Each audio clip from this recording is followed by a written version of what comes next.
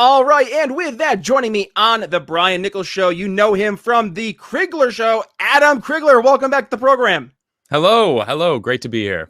Adam, thank you so much for joining the program, and thank you for bringing some positivity into the world. We were talking before we started recording here. It's something that we need in this era right now. It just seems there's so much negative news, and everywhere I look, people are depressed. They're talking about the future like there is no future. Yeah, But I think we got to start talking about the things that matter. I asked you how you were doing. You said, hanging out with my family, enjoying that. And let's dig into that, right? Being able sure. to hang out with your family, Yeah. enjoy life. But I want people to know who you are first and why that means something to you. So, Adam, introduce yourself to the Brian Nichols Show audience, if you would.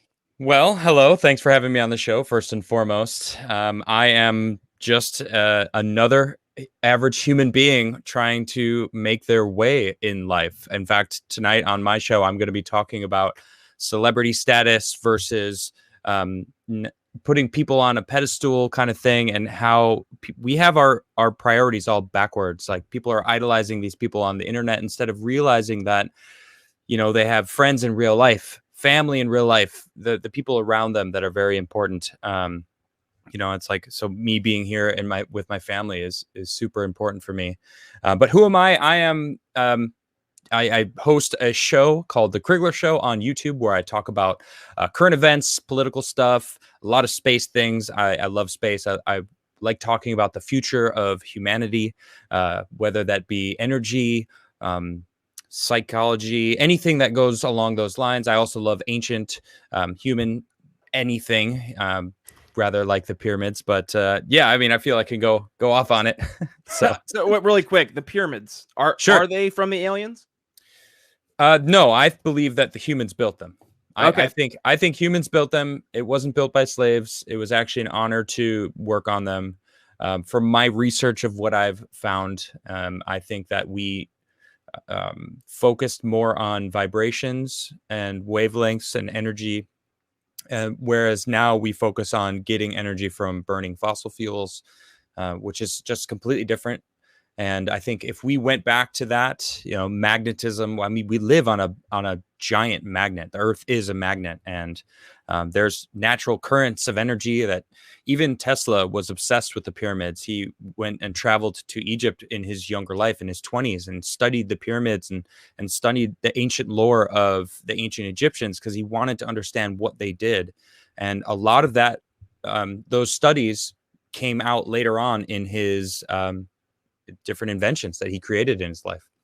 So really cool stuff. It's funny how you see a reoccurring theme. So for my show, we focus a lot on applying the world of politics from a sales and marketing lens. And one of the things we talk about with what makes a good salesperson, and that's not your used car salesman that slaps the top of the car and says, "Oh man, this guy here." No, it's genuinely, you have to be curious about the person you're talking to know what makes him tick.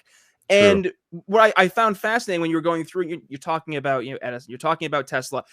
They have to have this genuine curiosity. You have to be interested to the point that you want to go above and beyond to learn not just, what it is, but why. Why does it exist? Why does it work? And that's why I was curious, just your thought there, because I do see right now, I apply that question to the world today.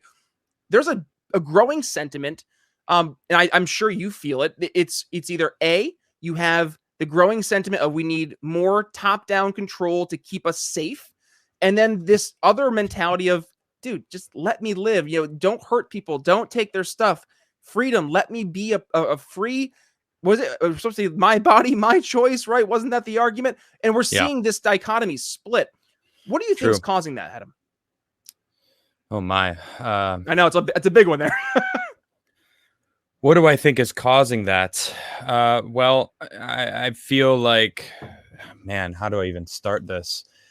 This whole top down, the government needs to control everything, which is, it's going under the assumption that people are idiots, that people can't handle life on their own.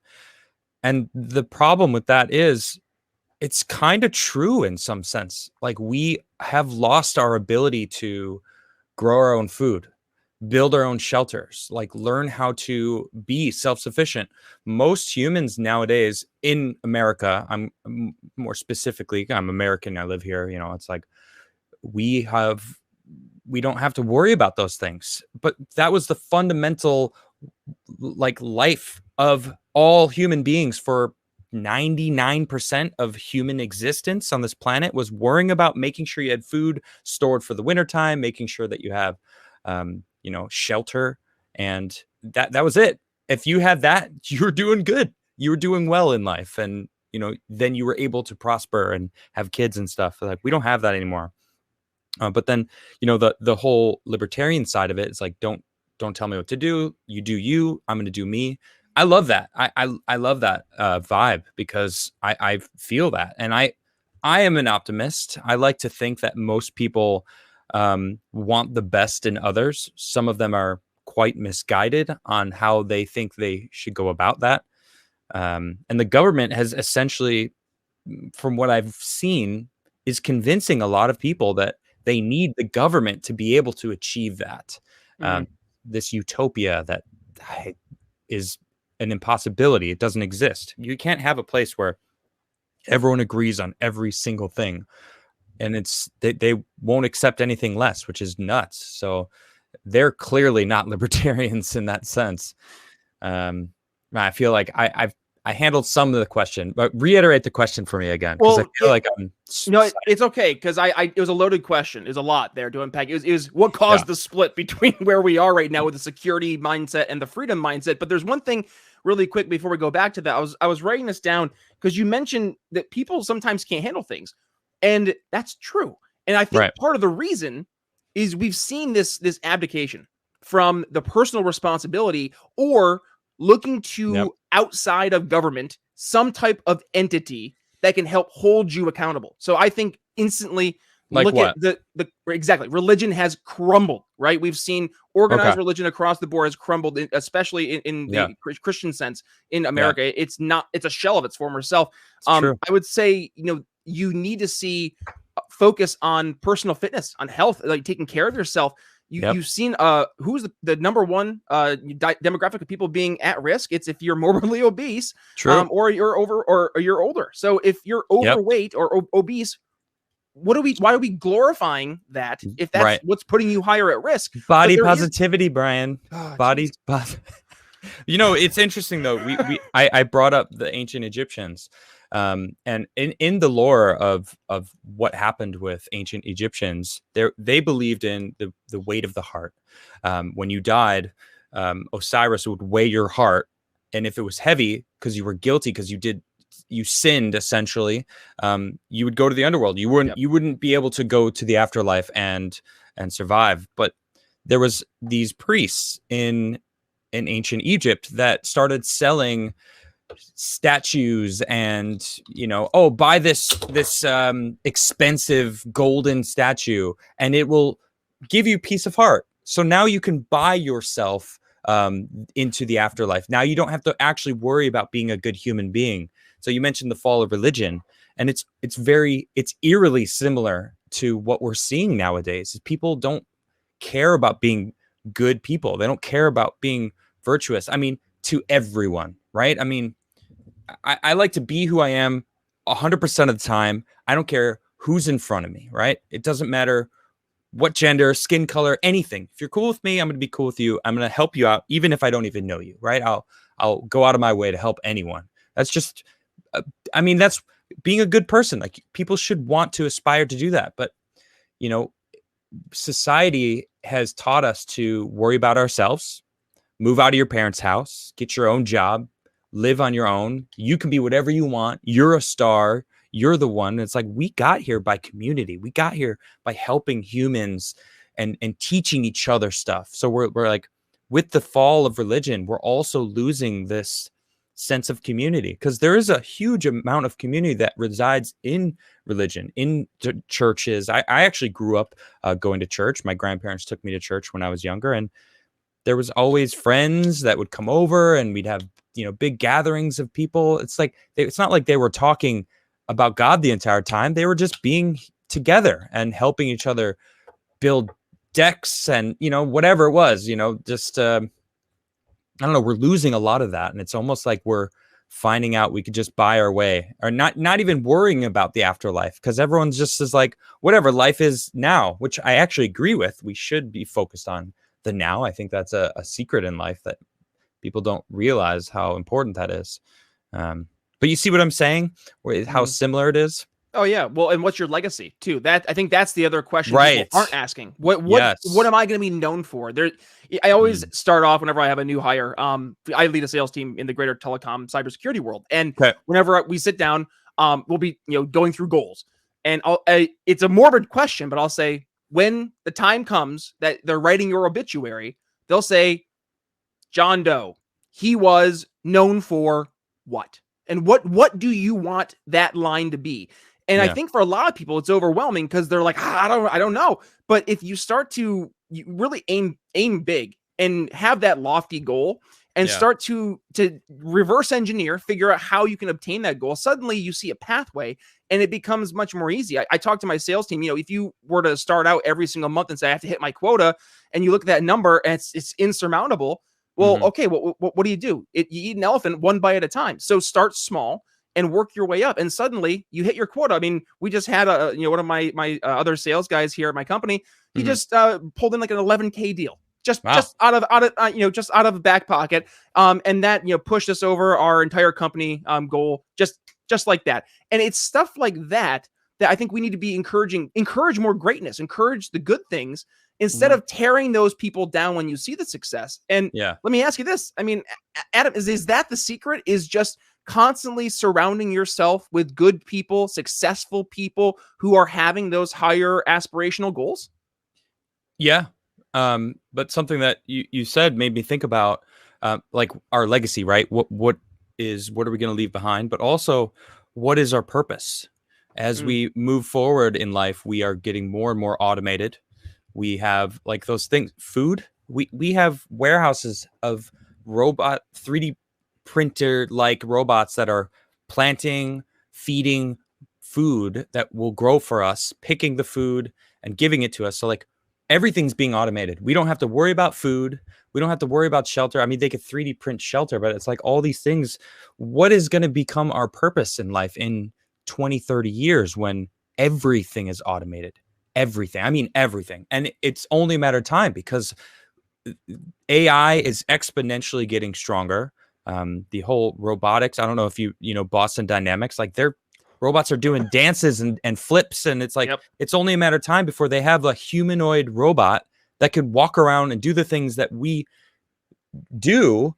And VR is incredible. It's like, there's going to be a switch where suddenly we aren't even needed to take care of the base needs of humans. So what becomes our purpose? We're already having issues with lack of purpose nowadays, because that purpose, like you said, like, okay, hitting quota, that becomes someone's purpose. I mean, it's temporary. It's per the job that they're working on, but, and it's not necessarily a personal thing. It's for the business that they work for. But, what is a purpose for us, as human beings? And we really need to figure something. That's why I like space so much, because I feel like we could, if we unlock how to travel space, you can go in every single direction from Earth and explore. And there it opens up a whole new avenue for purpose. I grew up on Star Trek as well. I love Star Trek, and I feel like I'm actually witnessing the birth of space exploration in the age of humans, and it's amazing. Yeah. Well, let's talk about that lack of purpose for a second, because you said that and a light bulb went off in my head. So I'm from upstate New York originally, and very, very rural. I mean, and like, 4.5, 5 hours more north of New York City, like far up there. Okay. Yeah, Canadian border. And we've seen in the past 10, 15 years, number one, just severe increase in obesity. I think it's a third of the people now in upstate New York considered either obese or morbidly obese. That's number one. Number two, alcoholism has been skyrocketing through the roof. And then the third part has been drug overdoses, specifically the opioid epidemic. And I'm thinking now, that's not just upstate New York. But it makes sense now. I'm thinking, why was it upstate New York in my context? And a lot of the people who are getting hurt are those old, it would have been your blue collar industrial worker or your farmers. Yep. And it's just gone. Yep. Those roles are no more. And it's really sad because what we saw was this old mentality of you were, and as you were saying, you were your job. If you worked in the factory, you were part of the machinery, essentially. Yep. That's what Exactly. your job was. And that was the value you brought to the table. But now that value can be literally not only replaced overnight, but then exponentially increased in terms of what else it can do in the future just by the thing doing the thing that it does, that is AI, and learning and getting better. I mean, we use a voice transcription tool here for the show to transcribe the episodes, and it learns my voice every single time better and better and better, and picks up on phrases I use. So then you might see, at the very beginning of some of the episodes back in the very early days, some of the words will be off here and there, but as it gets better, those phrases, it will start to figure it out. Oh, that's what he's saying. Yeah. And it's fascinating because I could have hired somebody to do that, and that was somebody's job to do that. But now that's just completely taken over. Yep. And what does that person do? You have to figure out, what can I do, my feature or benefit? How can I put that into a package that creates value?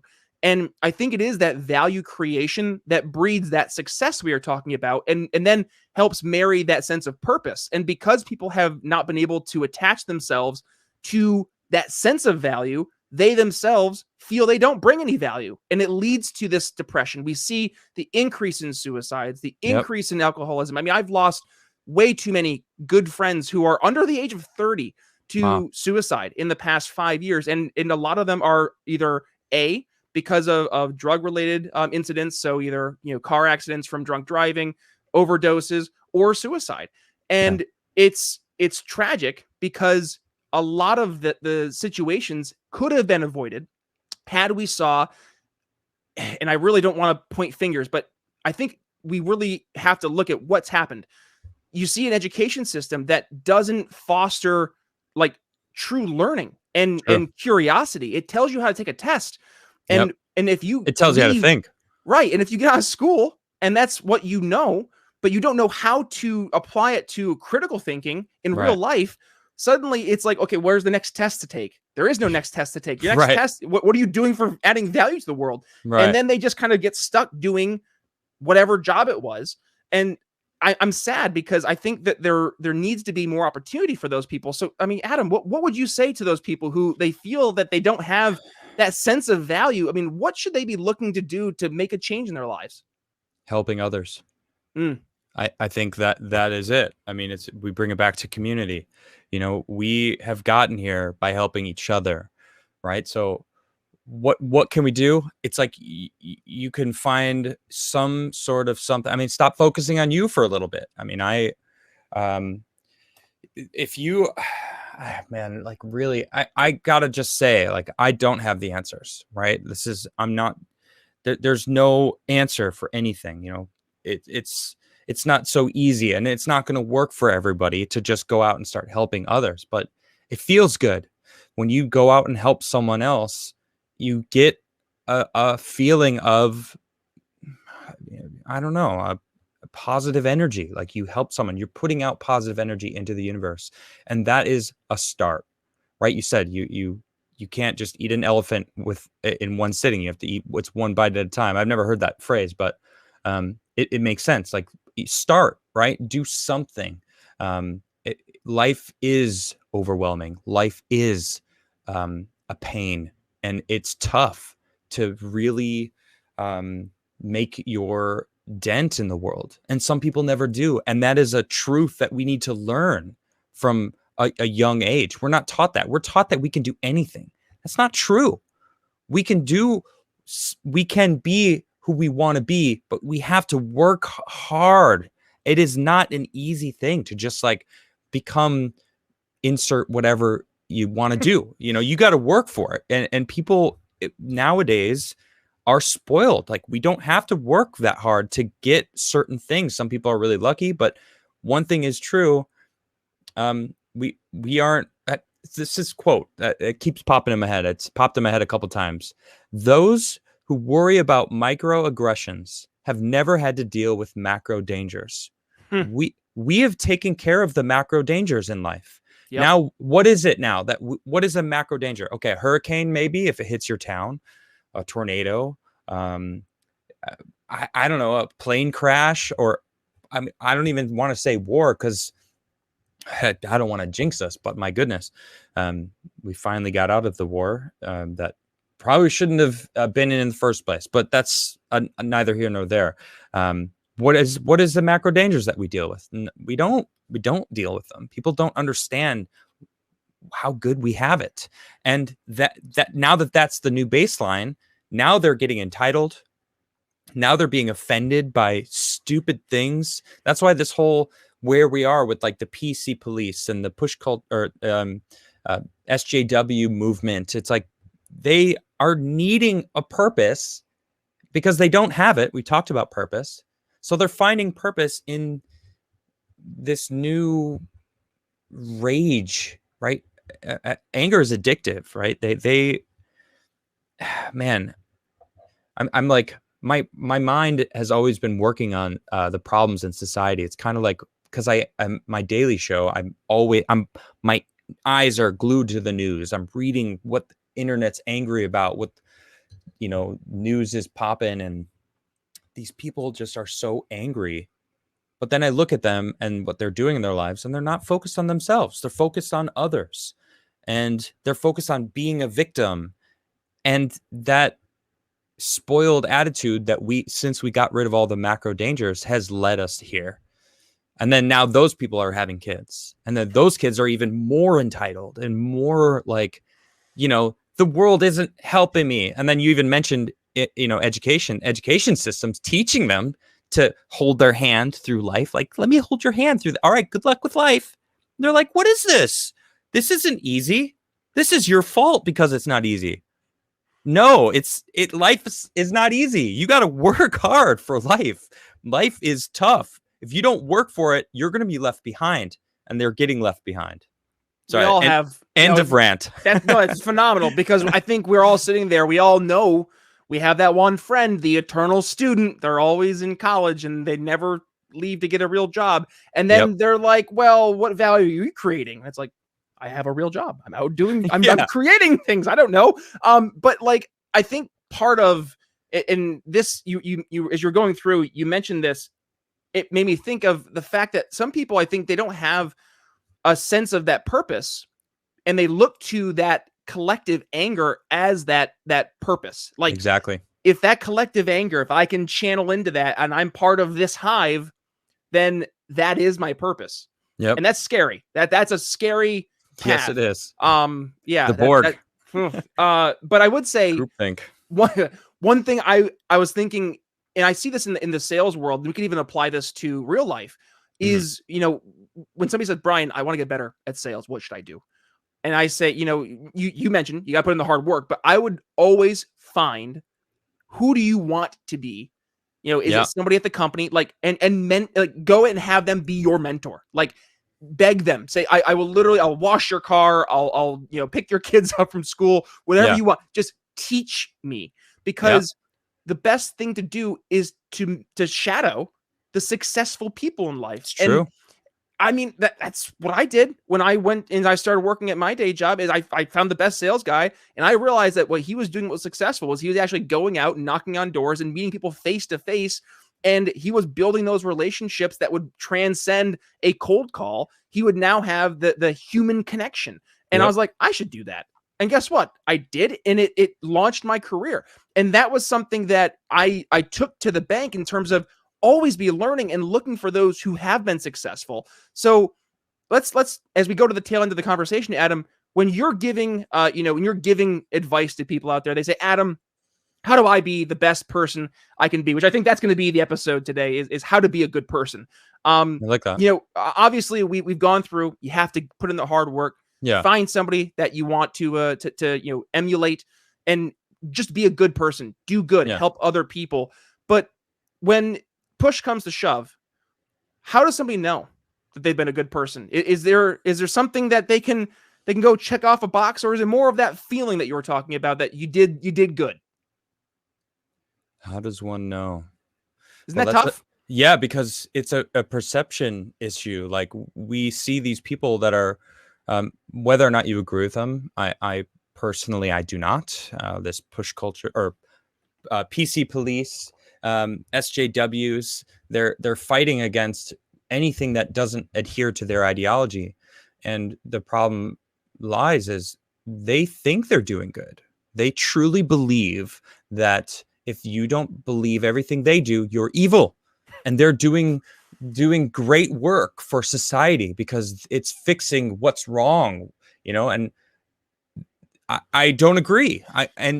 There will never be a world where everyone agrees, right? So what is doing good, right? What is being a good person? That answer is different for every single person. So it's not an answer that's very easily, or a question that's easily answered, because there's billions of us, billions of human beings on this planet, and everyone's different. Everyone's experiences are drastically different. Some may be the same, but for the most part, we're all very different people that have different needs and different virtues and different everything, right? So the best you can do is do your best, right? Someone asked me if on my show months ago, they said, if you had one bit of advice to give the world, what would it be? And I said, don't let yourself stay a victim, right? Being victims exist, like victims, things happen where it's not in your control. But whether or not you remain the victim is the most important decision you can make for yourself. Do not remain the victim. Fight for what you deserve. And if you are accepting something, you deserve it. So don't accept anything less than what you need for your life. And don't be a victim. It's a choice. Yes, it can happen. Like someone could hit you in your car and you were a victim of a car accident, right? Just as a random example. But you're not going to sit there and talk about it for a couple months. Like, man, I can't believe that I got hit by a car 2 months ago. It's like, see, it's kind of silly. Now scale that up to these people are now convinced that because of their gender, they're victims. And it's like, okay, there might be a couple people out there that are bullies, but I grew up in the era of sticks and stones may break my bones, but words will never hurt me. And I don't care what other people think about me because I'm going to do me.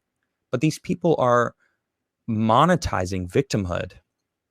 And it is it's ruining us. We're growing soft as a human society, and it's sad. It's sad. Well, that's why we have to do what we're doing, and that is having this conversation and showing people the path forward. And I think to the point that we raised up at the very beginning of the episode, there are a lot of people who they're looking, what do I do? What can I do? Well, here is the template, how to be a good person. And you got to do it caffeinated. So make sure you head over to Crigler Coffee. We'll include that link there in the show notes. Nice. Of course. Adam, people obviously are going to really enjoy this conversation today. And I want to make sure that I can point them towards you to continue this conversation. So for the audio listener, they can go ahead and follow you. It's the Crigler Show on YouTube. You can also find me on all different podcast platforms. But I just want to add one thing. I truly believe that most people are good people that want good for others. And it feels like there's a screaming minority that is demanding for purpose, and they're finding it in the wrong area. So just remember, you're not alone, and most people are good. And I feel like we will prevail. The people that are good out there, that want the best for everyone. I think if we just remain optimistic and keep fighting for us, everyone, right? We're all in this together. We have one planet we're living on. We got no other place to go. So thank you. Yeah, but follow me on the Crigler Show on YouTube. I do a daily show Monday through Friday, 6:30 Eastern time. I go for about an hour. I usually talk about 3 or 4 different segments. And it's fun. I have an amazing chat, best chat on all of YouTube. No comparisons.